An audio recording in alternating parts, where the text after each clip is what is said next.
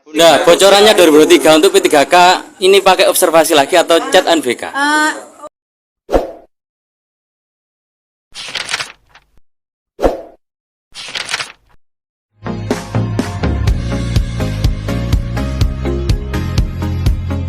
Rencana kebijakan pemenuhan ASN di tahun 2023-2030 mengacu proyeksi kebutuhan di sektor pendidikan dan kesehatan dengan pertumbuhan positif growth tenaga teknis fungsional sesuai bidang prioritas nasional dan potensi kewilayahan dengan skema zero growth atau hanya merekrut pegawai yang baru untuk menggantikan pegawai yang pensiun. Sedangkan untuk tenaga teknis pelaksana menggunakan skema negatif growth atau merekrut pegawai baru lebih sedikit dari jumlah pegawai yang pensiun.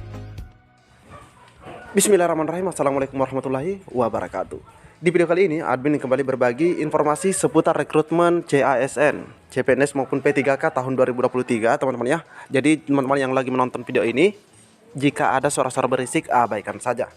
Nah, tadi teman-teman sudah melihat cuplikan video dari Mempan RB dan juga dari Ibu Nunuk Suryani ya. Nah, sekarang ini teman-teman ya, kita sudah buka portal resmi atau website resmi Mempan RB. Dan di sini kita ada informasi terbaru. Nah, ini melainkan hasil daripada rapat koordinasi yang telah teman-teman nanti-nantikan. Nah, di sini judulnya pemerintah rekrut 572.496 ASN dioptimalkan untuk penanganan tenaga non ASN. Nah, ini kebetulan informasinya teman-teman ya. 3 Agustus dan sudah dilihat 6.776 kali. Nah, di sini kita lihat bersama-sama ya. Pemerintah melalui Kementerian Pendayagunaan Aparatur Negara dan Reformasi Birokrasi telah menetapkan sebanyak 572.000 sekian formasi aparatur sipil negara 2023. Ini data per 1 Agustus 2023 teman-teman ya. Jadi ini adalah data terbaru jumlah honorer yang akan direkrut. Jumlah tersebut untuk formasi 72 instansi pemerintah pusat sebanyak 78.000. Jadi untuk pusat ada 78.862 ASN, sedangkan untuk Pemda adalah 493.634. Jadi ini yang akan diperebutkan oleh honorer daerah atau Honda.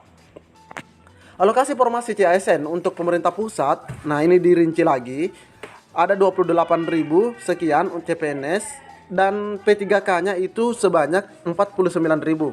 Jadi teman-teman yang berdomisili atau ingin mendaftar CPNS, nah ini jumlahnya teman-teman ya, formasinya. Sedangkan di pemerintah daerah dialokasikan khusus sebanyak 296.084 guru. Jadi untuk guru ada 296. Sedangkan untuk tenaga kesehatan 154.000 dan 42.000 sekian adalah untuk tenaga teknis teman-teman ya. Nah, ini teman-teman yang bertanya selama ini ya, hasil rakornya. Nah, inilah adalah keputusan akhir per 1 Agustus dan sudah dipaparkan pada saat rapat koordinasi. Nah, terkait proses seleksi akan dimulai pada September. Nah, ini sudah di apa namanya teman-teman ya, sudah istilahnya ketok palu. Ini sudah tidak diganggu gugat lagi. Nah, ini harapan kita juga. Ini September 2023. Apakah di awal atau pertengahan ataupun di akhir? Nah, itu yang kita tunggu tanggalnya teman-teman ya. Terima kasih kepada instansi yang menyampaikan usulan formasi. Semoga proses seleksi berjalan lancar. Kami menjamin semuanya fair. Tidak bisa titip menitip. Kita berharap ASN bisa melahirkan kinerja berdampak yang dapat dirasakan masyarakat sesuai arahan Presiden Jokowi. Nah, ini disampaikan langsung oleh Bapak Abdullah Aswar Anas pada saat rapat koordinasi teman-teman ya di Jakarta pada hari Kamis. Ini juga suratnya kita sudah share. Rapat koordinasi pengadaan ASN 2023 dibuka Menteri Koordinator Bidang Perekonomian yaitu Airlangga Hartarto yang mewakili Presiden Jokowi. Nah, ini apa namanya teman-teman ya. Ini foto dokumentasinya Bapak Airlangga Hartarto. Anas mengatakan terdapat sejumlah arah kebijakan rekrutmen ASN. Di sini kita lihat yang pertama fokus pada pelayanan dasar yaitu guru dan nakes yang paling banyak disediakan. Hampir 80% formasi 2023 untuk guru. Nah, jadi di sini masih pro guru honorer dan juga tenaga kesehatan ya, rekrutmen ASN 2023 ini. Arah kebijakan kedua adalah memberi kesempatan rekrutmen untuk talenta digital dan data scientist. Sedangkan yang ketiga mengurangi rekrutmen pada formasi yang akan terdampak pada transformasi digital. Anas menambahkan rekrutmen ASN juga dimaksudkan sebagai upaya untuk seoptimal mungkin menyelesaikan penataan tenaga non-ASN atau yang biasa kita sebut tenaga honorer, yang mana jumlahnya diketahui ada 2,3 juta dan saat ini dalam proses audit BPKP bersama dengan BKN. Jadi data 2,3 juta ini kembali di dalam proses audit teman-teman ya, atau verifikasi dan validasi. Pemerintah secara konsisten memberikan afirmasi menunjukkan keberpihakan untuk tenaga non-ASN atau honorer juga kepada ex-THK 2 karena mereka telah mengabdi.